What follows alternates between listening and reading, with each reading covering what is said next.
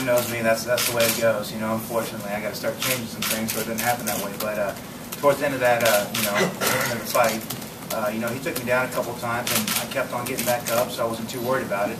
And you know, I felt him. It felt like he was getting a little tired, so I kind of decided to go for the A-frame. You know, I did, and I was kind of waiting for him to drop for a shot, so I could try to hip out and get off that cage. And he didn't drop, so I decided, you know, why not push out and throw a knee? So that's what I did. You know, I got some good knees. You know, I get him up pretty high, so it landed. You know, I saw him step back and looked a little wobbly, so I went in for the kill. You know, hit him a couple times. I think he fell down, and then I just finished it up with a few up underneath, and the ref stopped it.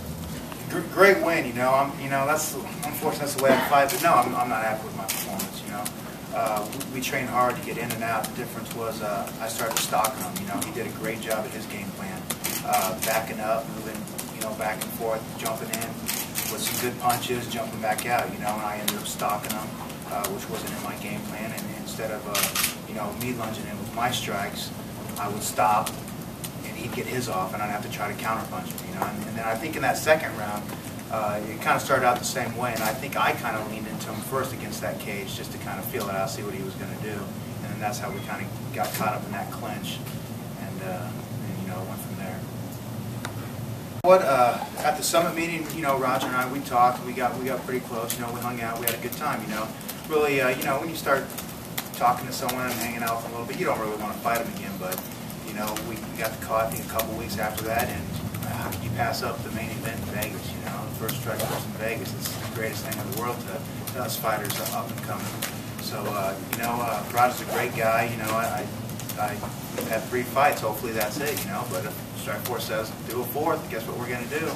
We're going to do a 4th. But hopefully it's done, and hopefully we can move on to other opponents and you know, move up from there. Absolutely. But you know, the whole. You know what? I just feel like you know, Kansas City, not a whole lot of, you know, big name fighters come out of there. That's more so what I meant by it, because we don't have a lot of guys coming out of there. So I feel like, you know, that's what I meant by we don't get respect, because we don't have all the talent from there. You know, like you go to the West Coast, you got a lot of talent. You go East Coast, a lot of talent. You know, here in Vegas, ton of talent. You know, just not a whole lot. We got a lot of good fighters, just not a lot of big names. So I'm kind of trying to put us on the map a little bit.